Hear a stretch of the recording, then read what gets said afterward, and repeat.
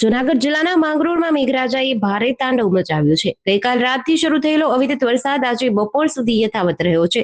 સવારે 6 વાગ્યા સુધી 142 મીમી અને ત્યારબાદ બપોરના 12 વાગ્યા સુધી વધુ 104 મીમી વરસાદ નોંધાતા કુલ 246 મીમી એટલે કે અંદાજે 10 ઇંચ વરસાદ પડ્યો છે.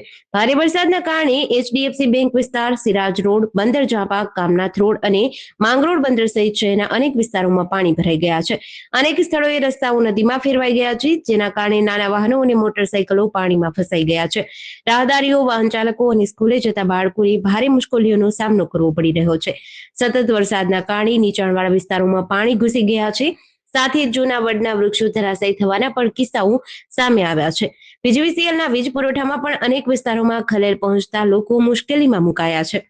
પરિસ્થિતિને ધ્યાનમાં રાખીને મામલતદાર, નગરપાલિકાના ચીફ ઓફિસર, પોલીસ તંત્ર, નગરપાલિકાના સદસ્યો, સેનિટેશન વિભાગ અને એન્જિનિયરિંગ ટીમ સતત એલર્ટ પર છે અને શહેરના નીચાણવાળા વિસ્તારો તથા મુખ્ય માર્ગોનું સતત નિરીક્ષણ કરી રહી છે. તંત્ર દ્વારા નગરજનોને અપીલ કરાઈ છે કે બિનજરૂરી બહાર ન નીકળે, પાણી ભરાયેલા રસ્તાઓ, વીજપોલ અને જોખમી ઇમારતોથી દૂર રહે.